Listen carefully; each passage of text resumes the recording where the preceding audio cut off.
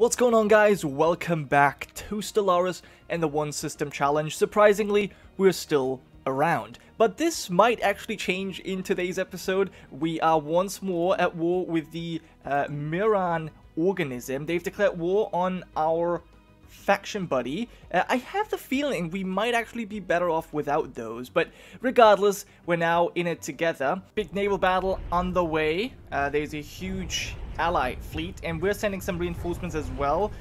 Potentially too late, but maybe not. If we can get a good victory here, that would be amazing. Battle commenced. There are reinforcements. This is the Federation fleet, and then our personal fleet is coming as well. Alright, they have retreated, so I was able to finish off the diplomacy tradition, and we can now go for a new ascension perk, and I will for sure go for Voidborn. Alright guys, seems like we caught another one of their fleets. Unfortunately, my fleet is too slow, but I hope we can still come in and help. Plasma throwers. They have a battleship already. Here they come. 7,000 fleet strength. They still have that battleship. Okay, they're going right for our base. Yeah, all of their little corvettes are attacking our base. Our allies are attacking from behind. Yeah, we're definitely cutting them down. They're losing ships. And our base is losing defensive platforms, but that is not really an issue. Okay, we can go a little bit faster. It's a bit ridiculous.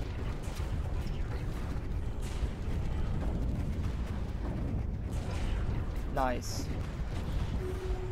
We won. That was 16 war exhaustion for them. In fact, we can check that. That was probably the highest. Yeah, that was the highest they've gotten. We defended.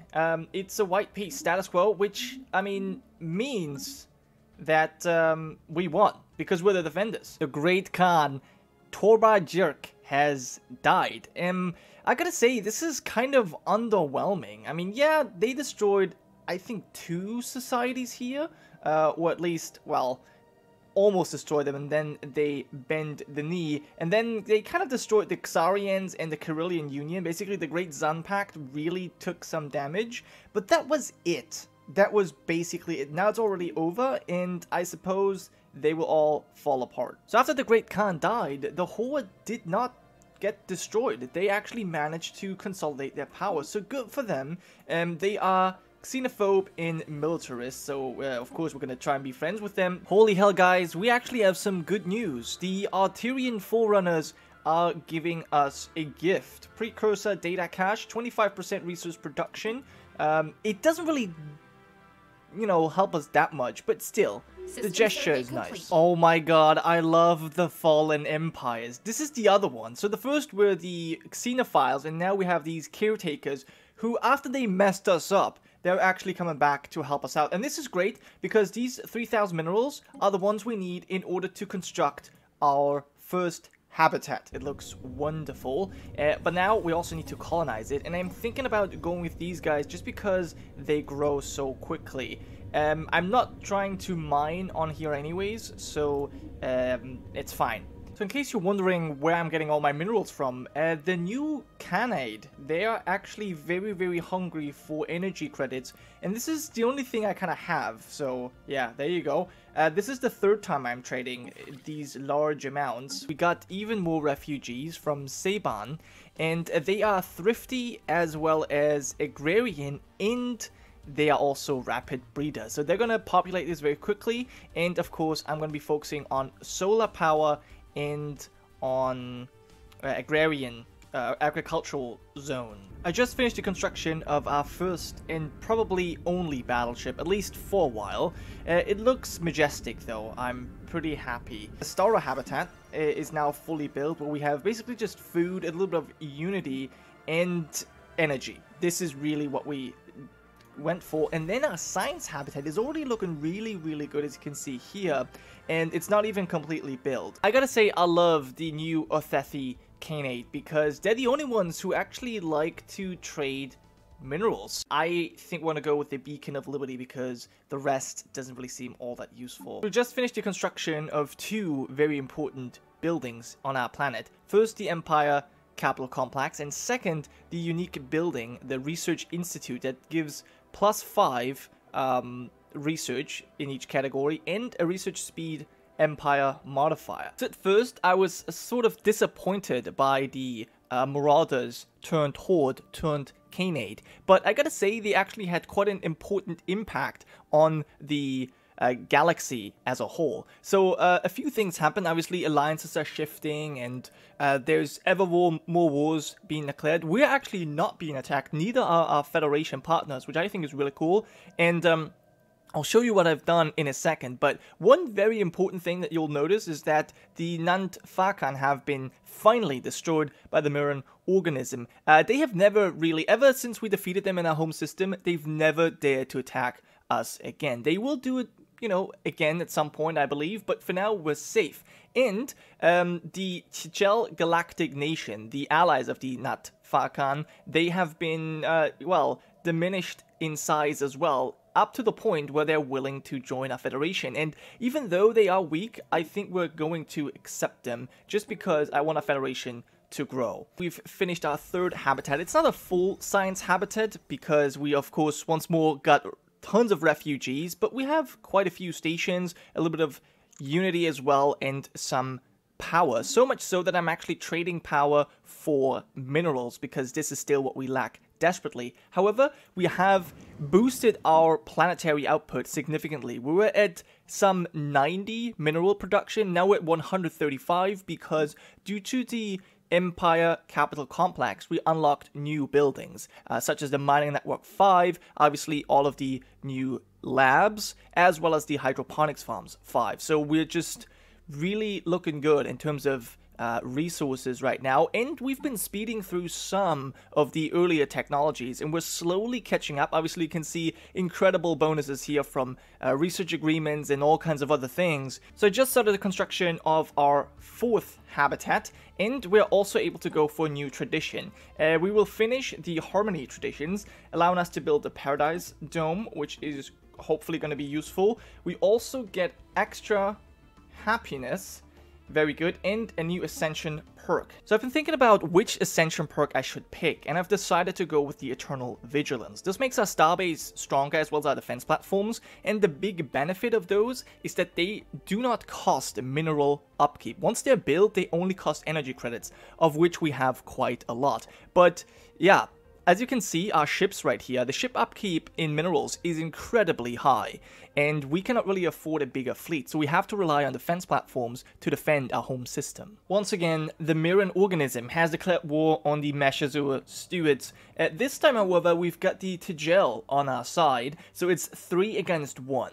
I'm seeing a massive fleet of 20,000 strength here approaching a system of our allies, but we are not entirely defenseless. We've got 10,000 over here, then the Federation fleet of 2,500, which is not that powerful. The Tijel have some 6,000 here, and I have 4,200, but our fleets can be upgraded, and that should make them significantly stronger.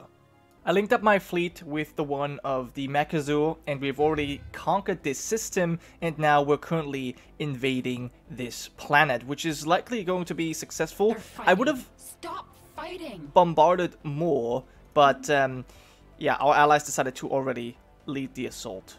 The planet is ours. So in terms of occupied systems and planets, it actually looks pretty good for the Alliance of Free Worlds. We have together conquered this northern part here, and even the Tijel have managed to occupy a few systems, but unfortunately their fleet got destroyed, so their 6,000 strength is pretty much demolished. And now we're once again in another war with the Kithrakan Star Compact attacking the Tijel here.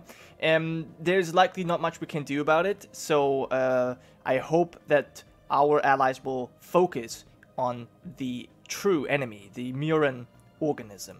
Here's a big space battle, 21,000, which is, I think, half of the enemy strength. And then we have the combined navies of the Mechazur, myself, and the current Federation fleet. We're slightly outgunned in this conflict, but we might be able to turn it around if we fight well. I don't know.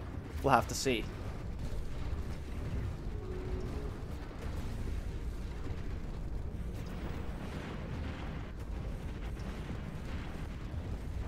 We're definitely dealing some damage, but yeah, we're getting absolutely demolished. Our allies brought 11,000, and they're not really helping much. What a humiliating defeat. We lost 4 destroyers, 2 cruisers, a battleship, and 3 corvettes. Our navy is done. We are done in this war. I've got some really bad news, guys. The Peccata Vestige, the xenophobe fallen empire, has awoken. They're now Jingoist reclaimers, and certainly going to declare a war very, very soon here. I have rebuilt my navy, and we're now trying to liberate some of the planets here, because the Kithrakan Star compact has been attacked by the Great Zan Pact here, and that obviously didn't really go all too well for them. So there are a few interesting things I would like to mention. First of all, I have finished my second science habitat. In fact, well, we're still waiting for one Nat Funkan to actually grow, but once that has been done, we're basically filled up on all of our planets and habitats, which is really, really cool. We also are currently upgrade our starbase to the Citadel, which is the highest tier, giving us even more power. And as you can already see, I am building up 5 battleships. Federation battleships is the important part here, because a Federation does not pay upkeep, and this is the only real reason I haven't really been building up my fleet that much, because I just can't really support it. But we don't have to pay for Federation vassals. The war here ended before I could actually do anything. We retained this system, but we lost these 2, or our allies did anyways, but they also gained a bunch, so I guess it was alright, all things considered. It seems as if our Jingoist reclaimers have found their first victim, and they're going to take out these marauders here. Bold move, because the marauders are actually some of the strongest here if we just look at fleet strength and base power, so we'll see how well they do. But yeah, bringing 40,000 strength shouldn't really be an issue. They're just gonna cut through them like butter. The Alliance of the Free Worlds was victorious. Now, I gotta be honest, this is so strange, because we've never really had a decisive battle, and the fleet strength is clearly in favor of the Mirren organism, but they just kind of went AFK for a while. They just sticked around. I don't really know. Yeah, I just don't know what they did, but yeah, there we are. We still have no connection to the rest of our Federation, but still, this victory was sweet. Quite a bunch of systems. We've gained 14 for the Mechazor. Unfortunately, no planet, but maybe that will happen next time. We still... Oh, actually, not still, but we now have a new enemy that we need to worry about, the Bataka Reconquerors, because they, after the Mirrens are dead, they will come after us now, and we gotta be, I don't know if we can even be ready for this, honestly. But either way, we have a nice Federation fleet here with 5 battleships that I've built up, and I'm actually building one more as we speak, so that's very nice.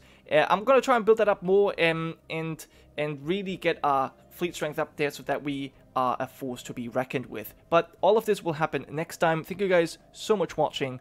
I'll see you then.